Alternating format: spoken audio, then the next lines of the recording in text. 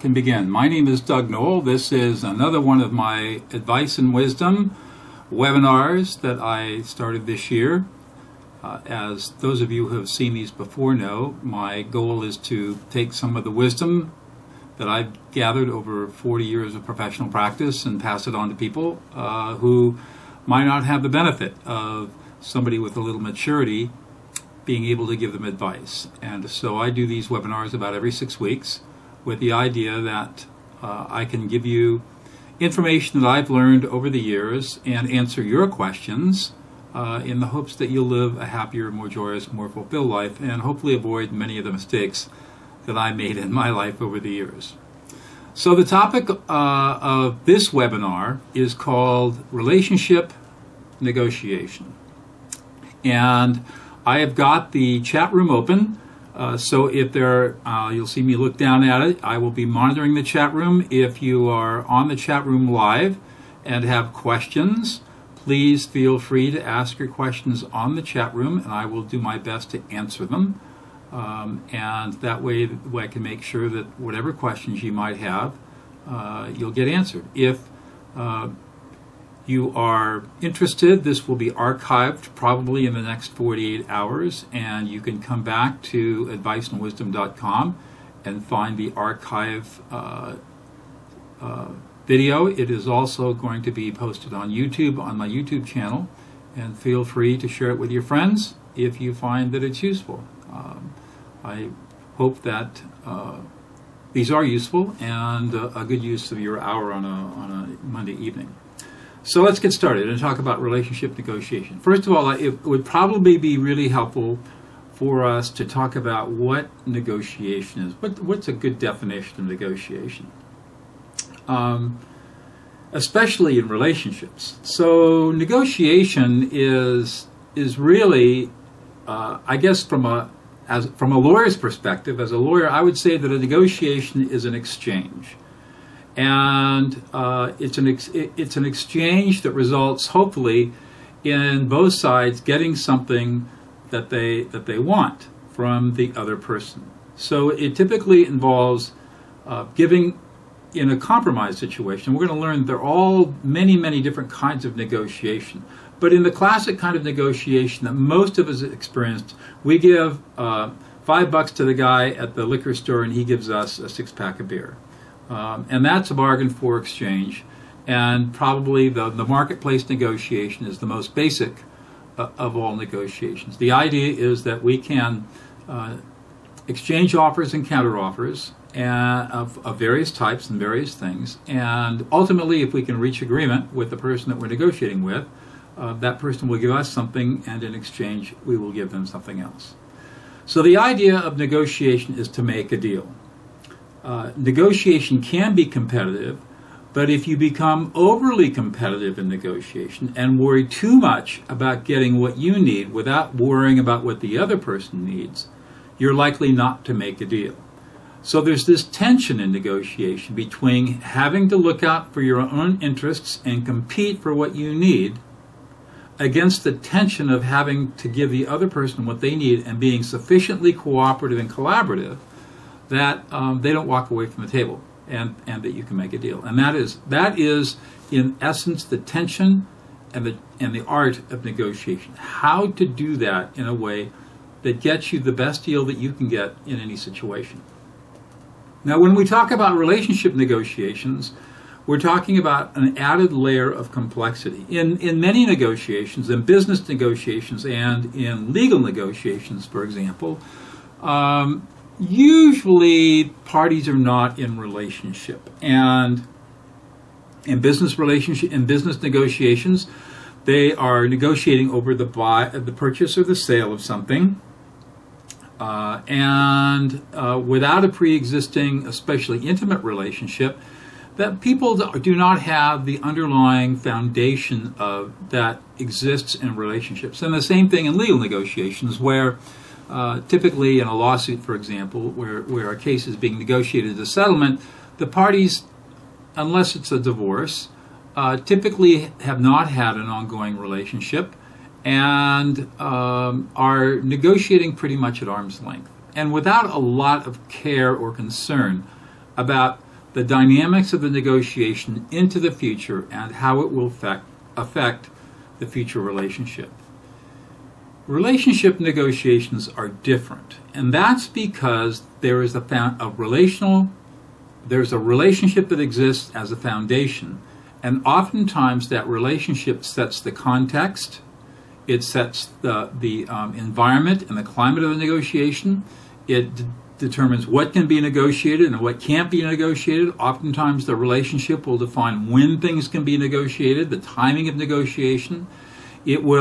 Negotiations within a relationship occur over a long period of time. That is to say, there might be many negotiations over a period of time, and people may in relationships keep score, so that a mini negotiation in a relationship may just be part of a larger negotiation of a negotiation of the whole relationship. The power dynamics are different, so there's a lot more complexity in relationship negotiation than most people realize, and yet that's all we do in relationships. That's what the relationship is all about. It's all about negotiation, because we can't always get what we want, even in a relationship, whether it's from a husband or a wife or a partner, or it's from our kids, or from our parents or our siblings, or other extended family members. We are constantly engaged in a give and take, so that we can live life together, hopefully in some amount of harmony, and able to get our needs satisfied, and hopefully also be able to satisfy the needs of the other person. So it's very important to understand that relationship negotiation is something that we do every single day, and it's quite complex. And the thing that's really interesting about relationship negotiation is that we're never taught how to do it. I go all over the country teaching lawyers how to negotiate. I was just in Philadelphia last Thursday talking about negotiation to a major law firm. And so more and more lawyers are learning these very sophisticated tools of negotiation, and yet the most important negotiations of our life occur within our relationships, and we are never taught the skills of how to negotiate. It's kind of like we either pick it up on the street, or we just pick it up by osmosis, watching other people do it, and sometimes it works and sometimes it doesn't. So part of the reason that I'm so interested in this topic is because I think that if you have a better understanding of what negotiation is and how it works, you'll have a better handle and better tools to strengthen your relationship, get what you need, and help other people in the relationship get what they need as well. So let me talk about a little bit about negotiation psychology. There's been a tremendous amount of research in negotiation as a social process. There's a lot of social psychology that's been done, research that's been done around negotiation. There's also been, interestingly, a lot of cognitive psychological research, how people perceive things within negotiation. And even more interesting, there's been a significant and growing amount of neuroscientific studies around negotiation, how our brains respond in negotiation situations. And I'm going to take a few minutes and talk about some of this science to give you sort of a foundational idea of how we process stuff. So probably the first and most important principle, psychological principle of negotiation is something called the reciprocity norm. And this is hardwired into us. It is the idea of the reciprocity norm is that when we give something to somebody else, or we transfer or give them a benefit, there is an expectation that they will reciprocate. But not only that, it creates in the person who is receiving whatever it is that you're giving, it creates with them a psychological urge to reciprocate in some way. And this is hardwired into us, interestingly enough. You find it across cultures. And it is the reciprocity norm that really drives us to do exchanges back and forth. Because when somebody gives us something, we have, like I said, our brains tell us, give something back. And probably because of millions of years of evolution, our brains learned how to learned how to do this, and people who were able to negotiate and reciprocate probably did better than people who were not able to reciprocate. And so we have the genes of the first negotiators some millions of years ago. So the reciprocity norm is very powerful. And you know from your own experience that when people give you something, even if there's there's no stated condition with it, the first thing you always do is, what's the hook? You know, where's the condition here? What are you expecting from me? Where's the hidden trap, the deal that I don't see? That is your reciprocity norm working in an interesting way, looking for the deal out there that the other person wants, because your expectation is that you don't get things, generally you don't get things for free, that there's a cost to everything, and that you're expected to pay the piper. That is your reciprocity norm at work. And if you don't get something, if somebody is magnanimous and gives you a gift, oftentimes you feel uncomfortable because now you feel like you will have a moral obligation to repay that debt, even though you weren't asked to incur that obligation. And in fact, many people will use the reciprocity norm to exploit other people. They will give things away, creating an expectation of a return gift. And if that return gift does not occur, then they take the moral high road and they will shame you. So the reciprocity norm is an extremely powerful part of the psychology around negotiation, and it is probably the primary part of our psychology. So as you are thinking about negotiation and relationships, and you start to apply some of the principles we're going to be talking about this evening, keep that reciprocity norm in mind, because one, it can be used against you. If somebody in a relationship offers you something gratis and it doesn't sound like they're just being generous, but they're wanting something back, your reciprocity norm is going to kick in. On the other hand, if you're in a relationship and somebody's just being very generous and giving to you, and you feel guilty or shamed or feel like you have to do something to reciprocate, recognize that is your reciprocity norm in action, and you can choose to ignore it if it's appropriate to do so. So just be aware that you've got a psychology there. So we talked about the reciprocity norm, and where I left off was I wanted to talk about issues of trust, betrayal, and accountability. These are big issues in negotiation in relationships, because if you have trust and you're afraid of betrayal and you don't have accountability when you're negotiating big things, important stuff, then you've got real problems, and you may have even deeper relationship problems that you have to be paying attention to if trust, betrayal, and accountability are big issues. So let me talk a little bit about what trust is. Trust is nothing more than the ability of trust really defines how much risk you are willing to take with another person, or how much risk another person is willing to take with you, that you will betray them. So trust is nothing more than a subjective feeling about how much risk I'm willing to take with another person. And the more trust you have with another person, the more you feel like you can take risks. And you can, because you feel like the possibility of betrayal is very slight. Now, when you have very little trust, then your sense is that the risk of betrayal is very high, and now you have problems that you have to deal with, because part of what you would have to negotiate is accountability, how to make sure people are going to do what they say they're going to do. So, for example, in business disputes or in legal disputes, typically trust is not very high.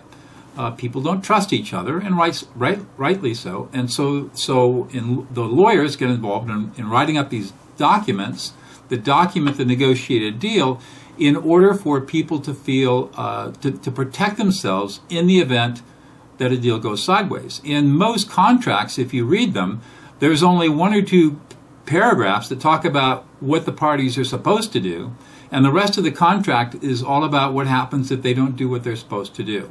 And so most contracts are 90% negative and 10% positive. Now, in relationship, you've got to be aware of this trust and betrayal stuff, because you may have situations where there has been trust and betrayal, and you need to be worrying and thinking about whether or not what's being negotiated is something that you can live with. So we can talk about solutions and how to work around this stuff, but it's just know that there's a psychology of trust and betrayal that underlies all negotiations. Another aspect of this that is really interesting, and this gets into the neuroscience, is that trust, as it turns out, seems to be modulated by the neurohormone oxytocin. A colleague of mine, Paul Zak, who is an economist, he's a neuroeconomist, studying the interplay between neuroscience and economics at the graduate school of the Claremont Colleges in Southern California, did a groundbreaking study a number of years ago. And in that study, he basically modulated the oxytocin levels of people playing a trust game. And what he found was that as the oxytocin levels went up with the players, they were willing to take more risk and they had more trust. And as the oxytocin levels went down, they felt less trust, they were willing to take less risk, and so the deals they made were very different kinds of deals. So the thing about relationship is that it is very much based on trust.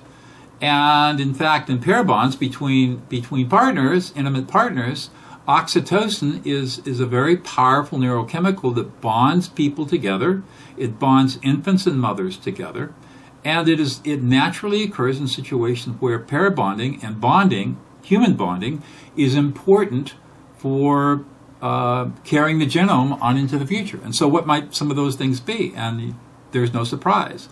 Oxytocin is released during sexual orgasm.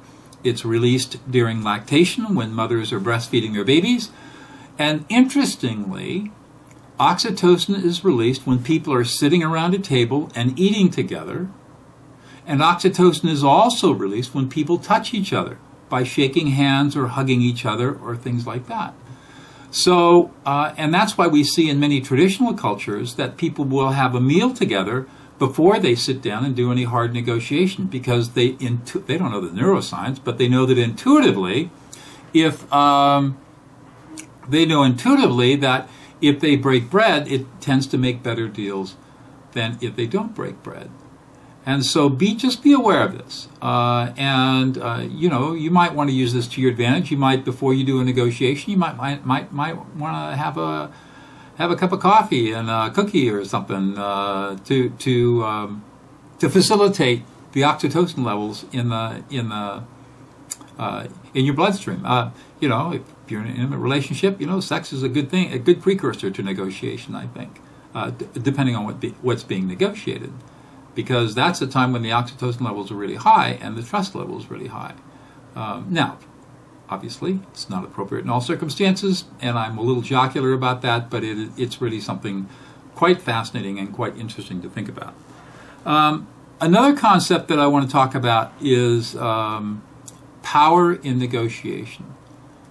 So I could go off for days talking about power and the importance of power, the unimportance of power. The most important thing to realize when you're thinking about power in relationship is that power has a cost to it. If you're the person with the power, the threat of exercising that power may be the most powerful thing you have, because if you actually have to exercise the power, a number of conditions have to happen. First, you have to have the ability to do what you say you're going to do, exercise the power. 2, you have to have the will to do it.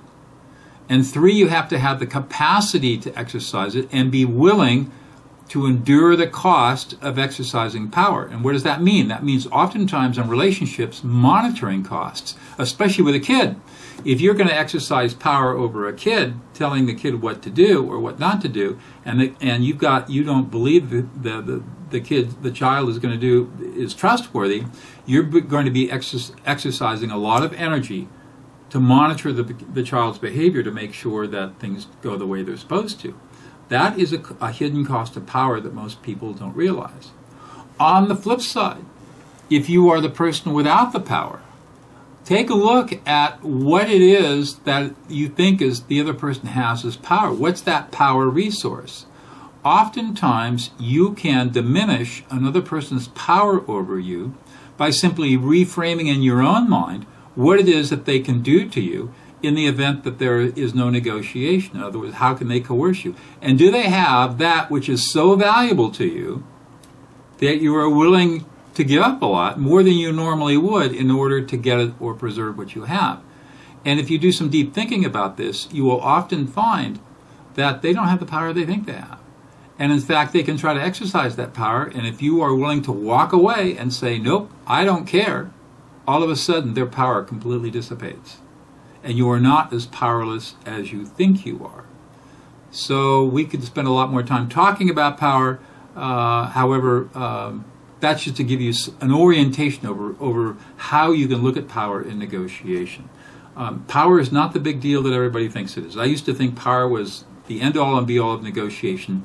I think it can be important, but I also think that a really savvy person who really understands the principles of negotiation, especially in relationships, will understand that they can diffuse a power situation by making whatever it is the other person thinks they have valuable not so valuable. And that evens the playing field and makes the negotiation a little bit more level and evens out the power a little bit.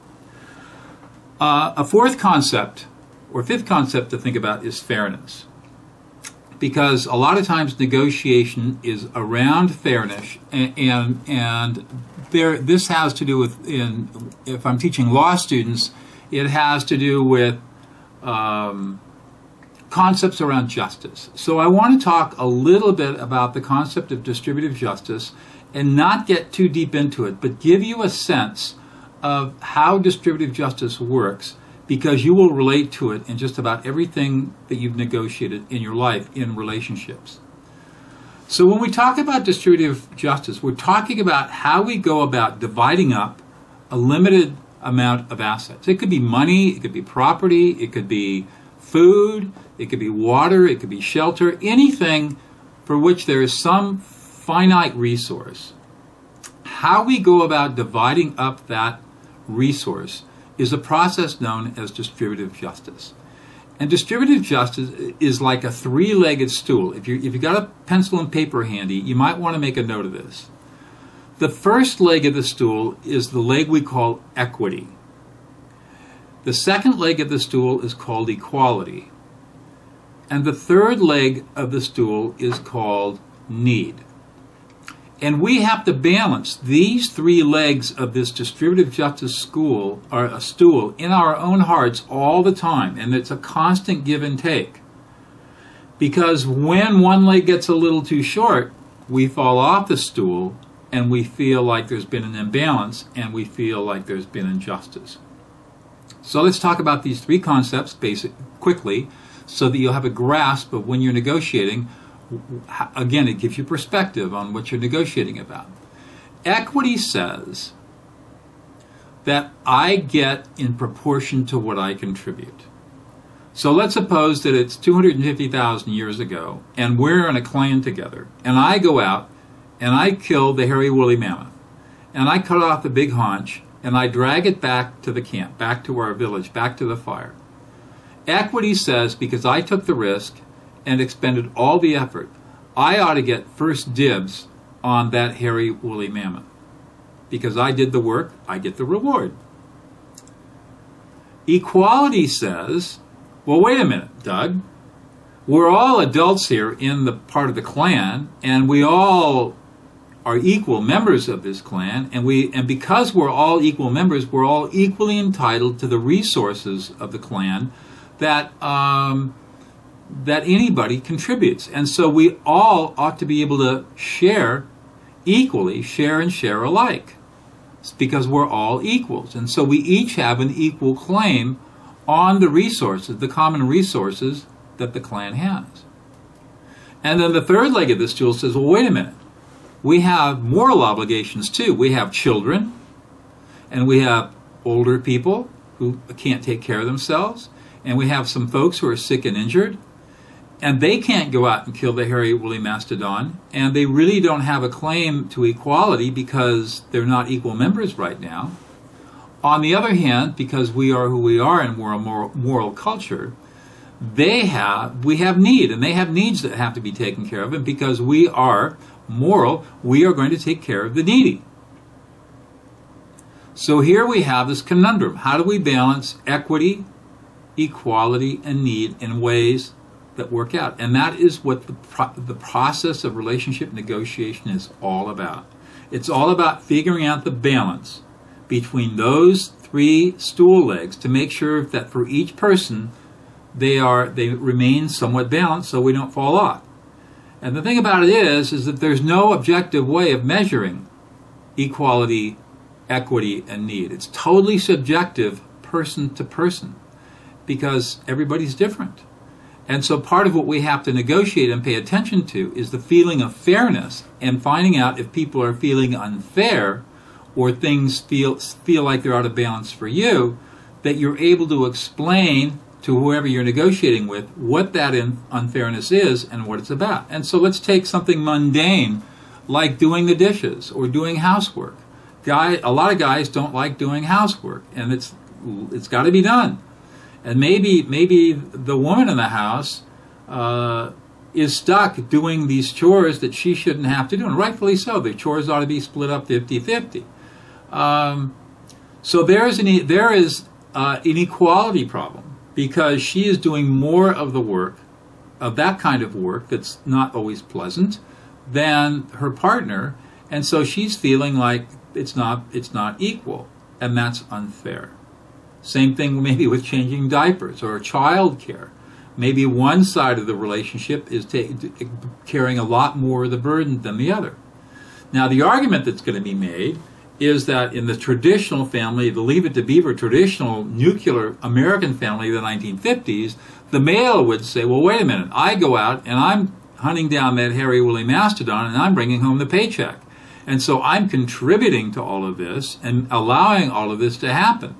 And what else is going on here? Of course, I mean, feminists would rightfully say that the efforts that people put into child rearing and keeping a home is just as probably more taxing and more physically demanding in many ways than other outside of the house jobs.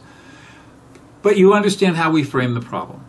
And so having this discussion around equity, equality, and need, and understanding that when you're upset because you don't think things are fair, or your partner, or your child, or your parent, or whoever your family member might be, or even a friend in a relationship is feeling that something is unfair, step back and take a look at equity, equality, and need, and see if you can understand where things might be a little bit out of balance, and have a conversation around that. And you will find most of the time that people will be able to work with you, and you'll be able to negotiate, amazingly enough, a rebalancing of equity and equality need that will work for a while. Now here's the thing, it's never fixed. It's always dynamic. So you will always, for your whole life, be negotiating equity, equality, and need. And as an aside, without getting too polemical politically, one of the problems that we have in our polarized political situation today is that people in Congress and people in the various state legislatures do not understand distributive justice. And so when you hear them talking, if you reframe what they're saying in terms of equity, equality, and need, you will hear a very different story than what the political spin is. So, for example, people who are more liberal, socially liberal, might say we need to make sure that because people are equal in society and because we have needy people, that they are taken care of, and that and if you are a member of society, that you have an equal claim on the resources, which means that we need to tax those people who contribute more than the people who take out more than they should take out, or they earn too much, or they are making too much money. We need to take from them. And of course, the equity people on the more conservative side of the political spectrum will scream and yell and saying that's socialism. What we want is unbridled capitalism, which means that there is no equality and we don't really take care of needy people, and basically it's eat what you kill. And so, and my view of this is, and I think anybody who looks at this with any kind of open mind would say, you know something, unbridled capitalism is really bad. Unbridled socialism is really bad. What we need is a balance. We need to strike the balance of equity, equality, and need so that people feel like it's fair. It's true in our larger society. It's true in our families. So just keep that concept in mind as you think about how you negotiate deals. Okay, so let's get into talking about the nuts and bolts of negotiation. So there are two types of negotiation, fundamentally. And I'm going to use big words here again, and I will back up and explain them. Take notes if you need to. The first kind of negotiation is called distributive negotiation. The second kind of negotiation is called integrative negotiation. All right, so what do those words mean? Distributive negotiation is the kind of negotiation where there is compromise. One person offers one thing, the other person compromises or gives a counteroffer, and they compromise back and forth on the value of something until they strike a price or they strike a deal, and they make an agreement. Typically, a distributive negotiation is made around the acquisition of things. So it might be time, it might be where you're going on vacation, it might be doing chores, and basically what is being negotiated is time in a relationship. And you maybe rather do something else than do the dishes, but you're negotiating over who's going to do the dishes. And so it's all about compromise. And the idea is that if I give up something, and you give up something, and we come together, hopefully the things that are most important to us we will be able to keep and be able to satisfy our needs and be happy. So that's what most people think most negotiations about. And in fact, there is a lot of negotiation that is of that nature, distributive, where you're offering back and forth and trying to strike a deal.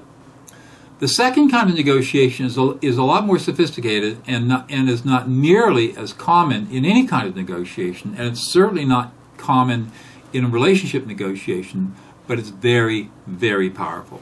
And if you can grasp the basic concept, you can use it along with distributive negotiation to very effective use. We call it integrative negotiation. That's a big scholarly term. The term I like to use is called interest-based negotiation.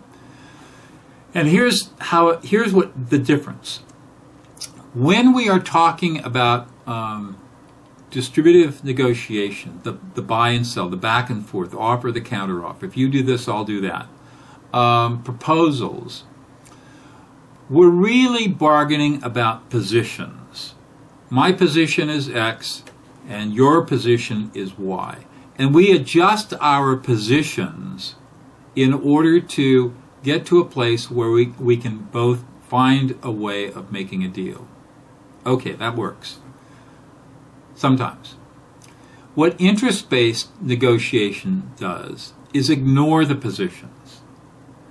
And what it really does is look at the underlying interests that generated those positions and sees if there's a way to satisfy all of the interests. So let me give you an example. So let's go back to the mundane chore of doing the dinner dishes. Okay, so one person says, I would like you to do the dishes tonight, and the other person says, I really don't want to do the dishes tonight because I'm too tired. And would you please do the dishes? All right, so now you're in a negotiation over who's going to do the dishes. Now, you can argue back and forth and negotiate back and forth, or you can give up and just do the dishes. I mean, there are lots of different ways out of that problem. But notice that the position is, I want you to do the dishes, and the other person says, I don't want to do the dishes. And the justification is, I'm too tired. Okay, those are positions.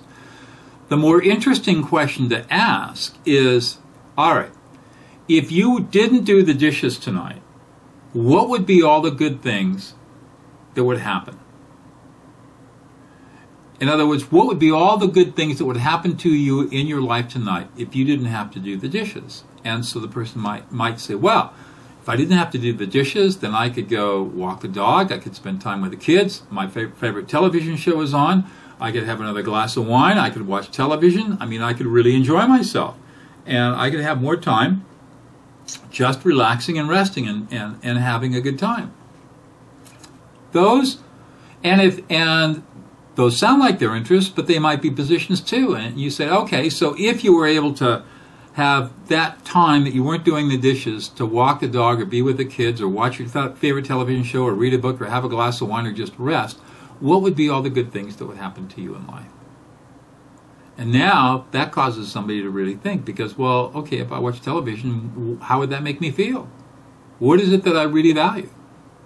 And if you probe enough, you will find out that people want to be loved, they want to be appreciated, they want to be, obviously, they want to be relaxed and happy. And it's amazing the kinds of things that people will discover that are their real interests rather than what their stated position was. And if you are able, I'm not suggesting that you would do this around a negotiation around the dishes, but you might. But I use that as a mundane example. If you were both able to write down, for example, a good exercise would be to say, all right, what are all the good things that would happen to you if you got your way? How would you feel, and what would be all the great things that would happen to you in your life? And you both did that and talked about all of those interests. You put them on a piece of paper and then listed them and compared notes.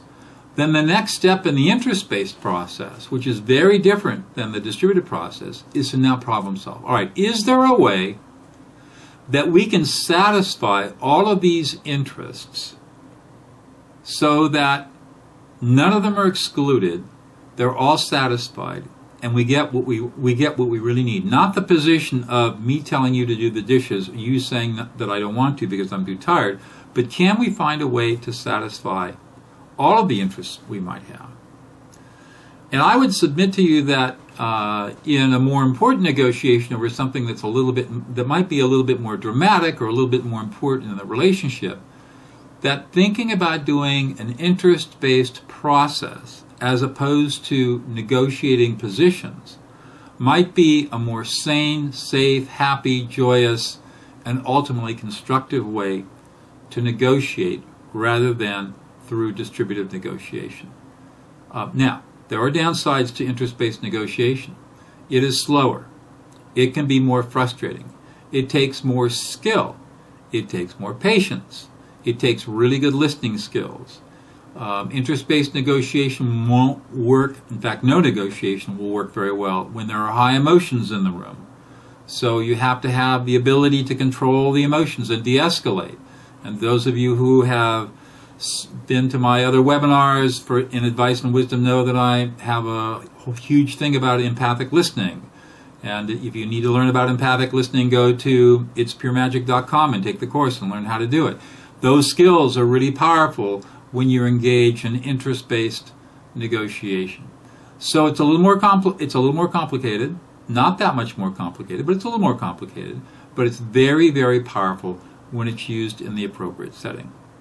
And then, of course, you always can fall back on the distributed negotiation. I'll do this if you do that, which is fine too, in most cases.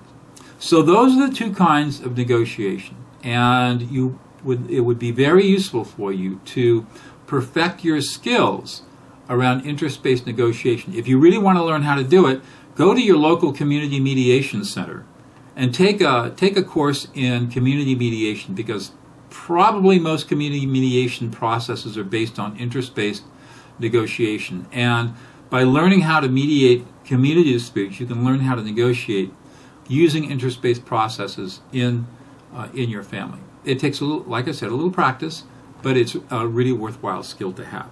Okay, so that talks about the types of negotiation. What about negotiation styles? I get a lot of questions about this, and I think that it's useful talking about. So there are essentially 5 negotiating styles, and all of us use them all at various times in a relationship negotiation. So let me list them for you and then talk about them a little bit. The first is competitive. So a competitive negotiation style is a negotiation style that is used when you don't care about the relationship too much, or you don't care about the outcome of this negotiation or how it might affect the other side. In a competitive negotiation, the parties in the negotiation, the people, are only interested in taking care of themselves, and they are not interested in taking care of the needs of the other person. They have no interest in satisfying the needs of the other person. So it's competitive. And that's when distributive negotiation, I'll do this if you do that, and people are equating what they're going to give up and what they're not going to give up and that sort of thing. That can be very competitive. And if people tend to be competitive by nature, they're going to look at negotiation as having to win negotiation, which gets me on to another point, and I'm going to try not to deflect too much or digress too much. I hate the term win-win, because win-win has no meaning in negotiation. It is a non sequitur. In other words, it's illogical. You cannot ever have two winners in a competition where there are two people competing. You cannot have two winners. You can only have a winner and a loser. And the whole concept of win-win was lifted from a mathematical discipline called game theory. If you saw A Beautiful Mind about John Nash, who was just killed in an auto accident last week or 2 weeks ago, you'll know what I'm talking about. But it has been supplanted into negotiation jargon, and people will say, oh, what I'm really looking for here is a win-win solution. No, wrong. No, it's impossible. And whenever I hear win-win, I cringe. So be careful about that. But people will think, I need to win this negotiation because they need to feel good about themselves. So that's competition. Another style of negotiation is compromising. And this is probably one of the most common type styles of negotiation we have. You give something up, I give something up. Quid pro quo. We've been talking about this, the reciprocity norm. And so we compromise. And really what compromise means is I am giving up a lot of my interests in the hopes that you're going to give up a lot of your interests. Hopefully, I'm going to get enough of my interest satisfied and you're going to get enough of your interest satisfied that we can make a deal at the end of the day. But we're going to both give up a lot to get there. And as we say in mediation, if both sides walk away unhappy, it's probably a pretty good deal. That is the nature of compromise. The third style of negotiation is called appeasement or appeasing, the appeasing style, the appeaser. This is a person who does not care at all about his or her interests and is only interested in satisfying the interests of the other side. In every relationship, we have been and will be appeasers. There are just times when it's just not that big a deal to us. It is a big deal to the person we're negotiating with, and we can give in and do whatever it is they need to have done, and we can appease and be very happy about that. Where appeasing gets challenging is when you are giving up on your own important interests because of low self-esteem or self-worth or whatever, and you aren't getting your own needs taken care of. Then appeasing can be dangerous. A fourth style of negotiation is called avoidance, or avoiding behaviors, avoiding it all. And this is where people just refuse to negotiate. They won't even engage. And in that case, not only are they ignoring their own needs, but they're also ignoring the needs of the other person in the relationship. And avoidance, there are times when avoidance might be appropriate, but most of the time avoiding a negotiation is not going to be healthy. And typically people will avoid because they're afraid and they're insecure. And this gets us back to how to do the deep empathic listening to kind of find out what exactly is going on with that person and what's causing the fear, the anxiety, whatever it might be. And the last, which is important, is called the collaborative style of negotiation. And in if you would look at interest-based negotiation, that is by definition a collaborative style of negotiation, because what it means is, what collaboration means is, I can't get what I want unless all of your needs are satisfied. And you can't get what you want unless all of my needs are satisfied. So it's very different than the competitive or the compromising styles of negotiation. So everybody talks about collaboration, and we always want to have a collaborative, win-win way of solving problems. But what people don't realize is that collaboration can only occur under a very specific condition. And you have to be aware of this in negotiating in your relationships. And that condition is this. Both sides have to be wanting to negotiate and have their needs met and meet the other side's needs. They both have to want to satisfy each other's needs as best they can, and both recognize that they can't get what they want unless the other side gets what he or she wants. And in a collaborative problem, they don't know how to get there. They want to help each other fill each other's needs. They really want to get the other person's needs met, and they want to get their own needs met. But the problem is how to get that. And that's when collaborative problem solving and interest-based negotiation is going to be most powerful.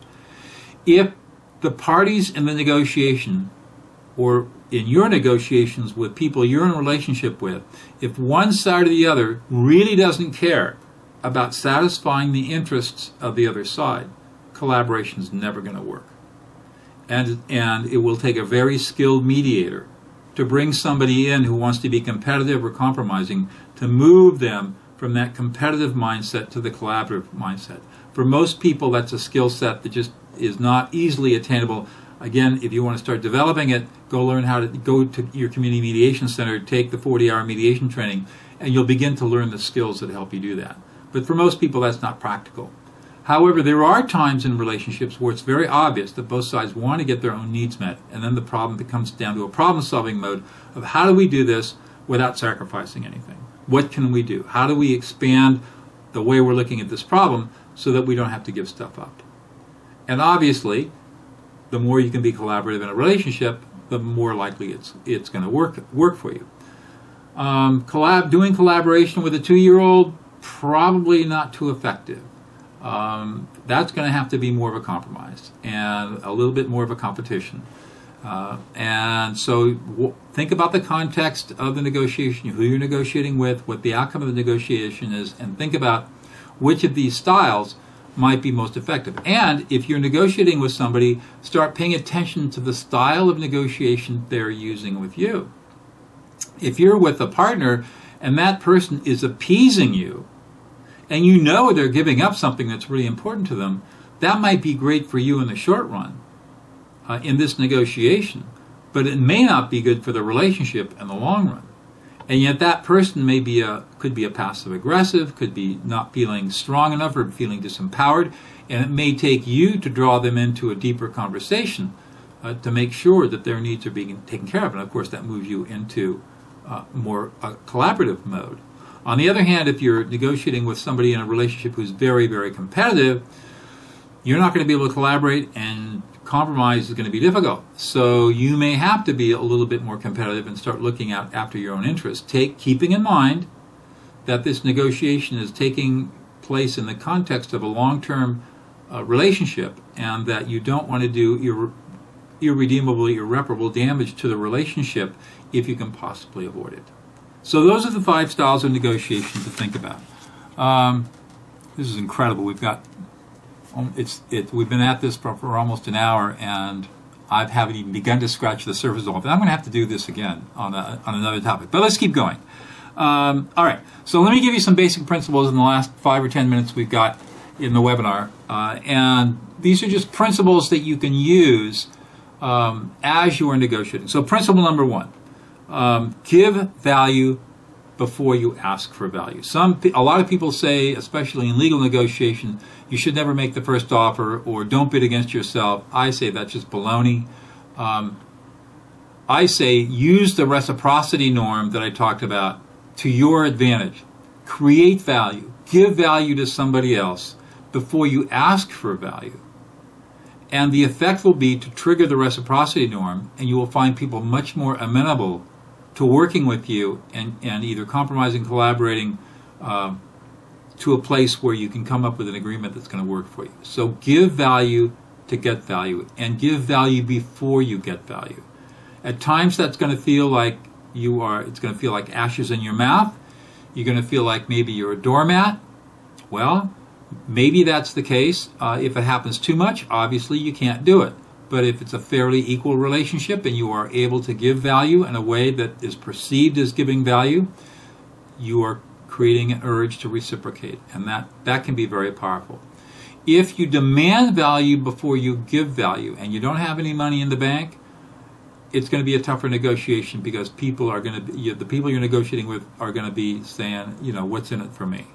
And it could quickly move to a competitive negotiation that will make both sides not so happy. So just watch for that. A second basic principle in negotiation, which is true in any kind of negotiation, whether or not you're negotiating the end of a civil war or you're negotiating over who's going to do the dishes, know your alternatives. You are never negotiating in a vacuum. You are always negotiating against what happens if you don't make a deal. And knowing what happens if you don't make a deal is really, really, really important.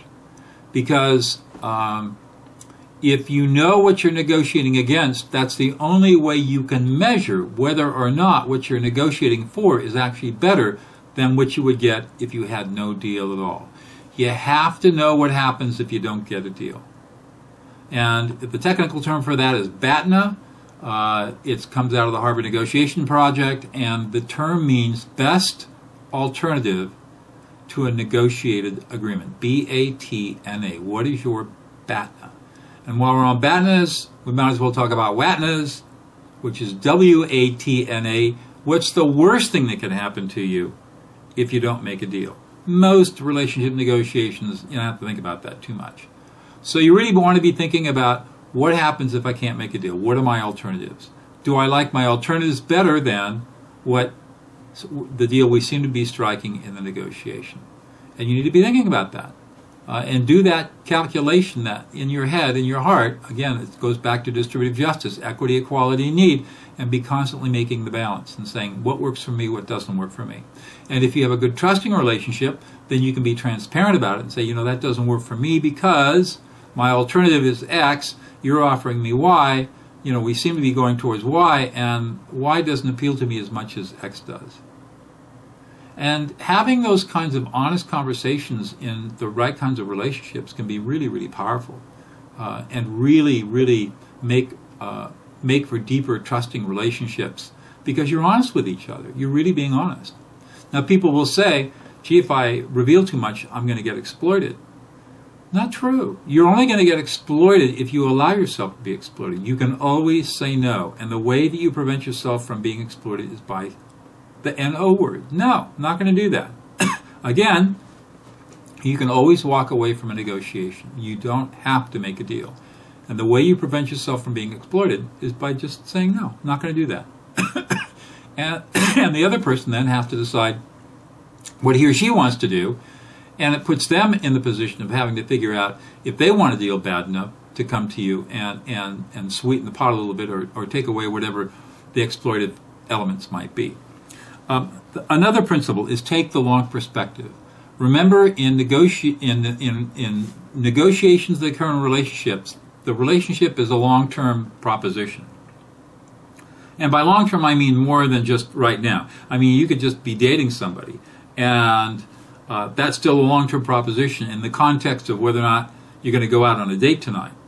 So keep in mind that you're negotiating a particular issue or a particular thing in the context of a longer-term perspective, and always be asking yourself, how important is this negotiation, is this subject? And one of the things that I like to ask people when I'm mediating is say, how is this going to matter to you in 5 years? How is this going to change your life in 10 years? Is your life going to be radically different today, 15 years from now, because of the decisions that you make today?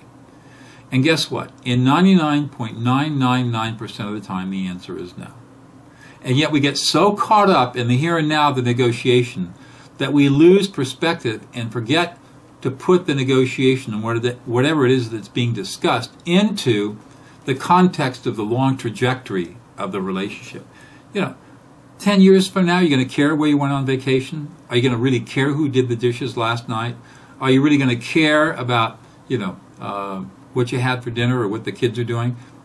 Most of the time, no. Yeah, there'll be some things that are important, but most of the time, no. And so be careful and not let your brain get caught into the trap of being so focused on the here and now and the winning of the here and now and negotiating the here and now that you lose perspective about what this is all about. And so take the long perspective in all of your negotiations. Place the thing you're negotiating right now into a longer term perspective, and that will help give you balance, and you won't get nearly as upset or crazed in the negotiations. And I guess the last thing that I want to say, and then we'll wrap it up, and I'll take any questions if people have them in the chat room, is that if you can, recycling back to interest versus positions, if you can, whenever possible, try to satisfy interests rather than compromise positions. In relationship, this pays off big time. If you can figure out how to satisfy the other person's interests, and you can help them satisfy your interests, you get away from all the positional arguing. There's no right or wrong. Nobody feels beat up. And oftentimes you can come up with solutions to problems that you're negotiating around that are really elegant, simple, and very satisfying for everybody. So try to look for interests. And you can do this on your own, even if the person you're negotiating with knows nothing about interest-based negotiation. All you have to do is think about what are the things that they're really looking for here. What's really driving this positional bargaining? And can we talk about those interests and find a way to satisfy those interests in a way that may not require us to accept the position that's being offered by the person I'm negotiating with? And if you can do that and learn and develop that skill over a period of time, you will find that your relationship negotiations can be a lot smoother and a lot more powerful. So it's kind of time to wrap up. I want to just summarize all of this by saying we negotiate in all of our relationships all the time. The problem is that we negotiate unconsciously. We negotiate without skill. We negotiate without finesse a lot of times. We negotiate without grace. We just do it because we've been habituated to it. What I'm suggesting in this webinar with the information that I've given you over the last hour is that to be more conscious about your negotiations. Think about some of the things that I've talked about and see if in some of your negotiations you can't be a little bit more focused, a little bit more aware about what you're negotiating around, how you're negotiating about it, what your alternatives are, whether or not you're arguing over positions or interests, and whether or not this all makes long-term sense in the trajectory of the relationship. And my feeling is that if you can be more conscious, more aware of what you negotiate, when you negotiate, and what you negotiate about, that you will be happier, you will be more satisfied, and I think you'll find that your relationships will be strengthened and empowered in ways that you can't even imagine. So with that, I will close out the webinar, and this will end at this point in time, but I'm going to